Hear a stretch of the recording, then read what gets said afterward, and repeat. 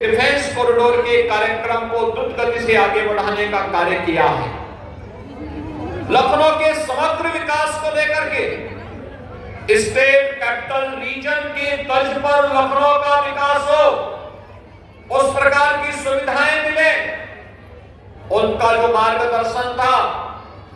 उसी को प्रभावी ढंग से लागू करते हुए आज इसे देश के बड़े मेट्रो सिटी के रूप में लखनऊ को आगे बढ़ाने का कार्य किया जा रहा है। लखनऊ की ग्रीन कॉरिडोर के निर्माण का कार्य हो, किसान पथ के निर्माण का कार्य हो, या फिर इंटरनेशनल कन्वेंशन सेंटर के निर्माण के कार्यक्रम को आगे बढ़ाने का कार्यक्रम, इंटरनेशनल एयरपोर्ट का कार्यक्रम हो, या फिर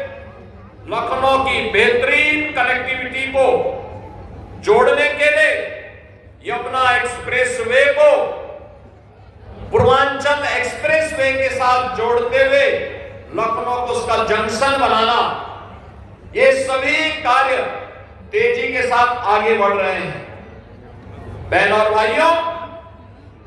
यहां की एक एक जन सुविधा को लेकर के, आम जन की सुविधा को लेकर के, यहां के पब्लिक ट्रांसपोर्ट को लेकर के, यहां की सामान्य नागरिकों के सुविधाओं को लेकर के एक लोकप्रिय जनप्रतिनिधि के रूप में माननीय रक्षा मंत्री जी का मार्गदर्शन निरंतर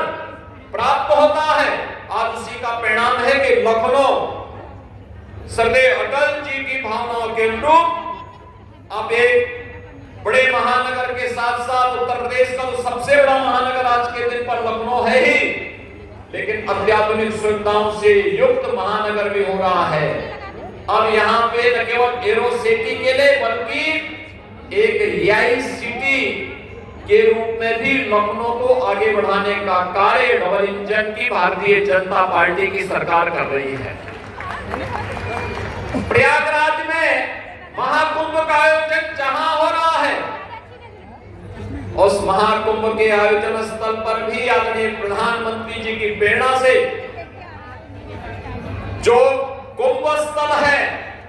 यह भी डिफेंस की ही लैंड है। और उस लैंड पर हर वर्ष जब भी माघ मेला होता है, जब भी कुंभ का आयोजन, महाकुंभ का आयोजन होता है, सरकार को लीज पर भूमि प्राप्त हो जाती है। और पिछले 8 वर्ष के अंदर जो भी आयोजन हुए हैं के साथ वह भूमि मिली,